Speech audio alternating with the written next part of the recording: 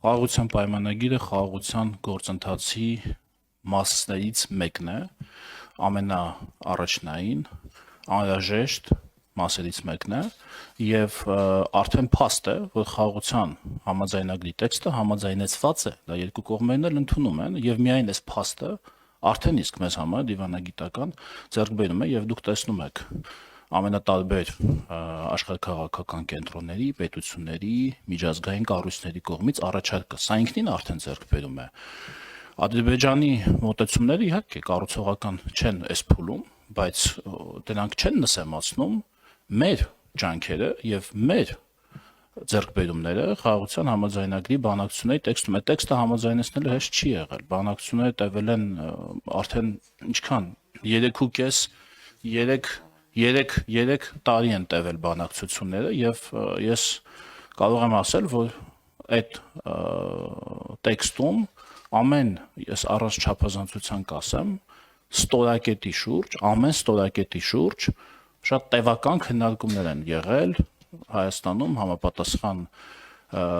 մարմիններում եւ բոլոր հնարավոր կողմերից մենք բոլոր տողերը եւ բառերը դրել եւ վերցրել եւ վերլուծել ենք, համեմատելով նաեւ աշխարհաքաղաքական զարգացումների հետ եւ այսօր հասել ենք այդ արդյունքին։ Մնացածը դուք տեսնում եք, տեսնում եք Ադրբեջանը ինչպես է արձագանքում, բայց դուք նաեւ պետք է նկատեք, թե մյուսները ինչպես են արձագանքում Ադրբեջանի արձագանքին։ Սա էլ է շատ կարեւոր եւ սա մենք պետք է գնահատենք, որովհետեւ այն որ Ադրբեջանը կարող է եւ ապակառուցողական արձագանքել, դա նորություն չի, դա գաղտնիք չի, բայց թե ինչպես աշխարհը կընկալի եւ ինչպես մարդիկ միջազգային դերակատարները կվերաբերվեն այս բանակցություններին, ինչպես իրենք կդիրքավորվեն, ահա դրանից է նաեւ կախված բանակցությունները եւ խաղաղության գործընթացը հաջողում են թե չեն հաջողում։ Եթե այդ պրիզմայով նայենք, այս պահին մենք ճիշտ ճանապարհի վրա ենք այս պահին։ Այսինքն ձեր կարծիքով Ադրբեջանի մոտեցումները կփոխվեն եւ ի վերջո կհաջողվի ստորագրել այդ փաստաթուղթը եւ օրինակ հայ հանրությանը ինչ որ ժամկետ տրվելու է, օրինակ ասվելու է, որ օրինակ եւս 2 տարի սպասեք, որտեւ 3 տարի տևել են բանակցությունները, եթե 2 տարի չստորագրվի այդ փաստաթուղթը, կընդունենք, որ մենք ձախողել ենք։ Ես նույնց եմ ասում, փաստաթուղթը ստորագրելը խաղաղության գործընթացի փուլերից մեկն է։ Պետք է ոչ թե գնահատել այն մենք չենք կարող առանձնացնել ամբողջ գործընթացից։ Մենք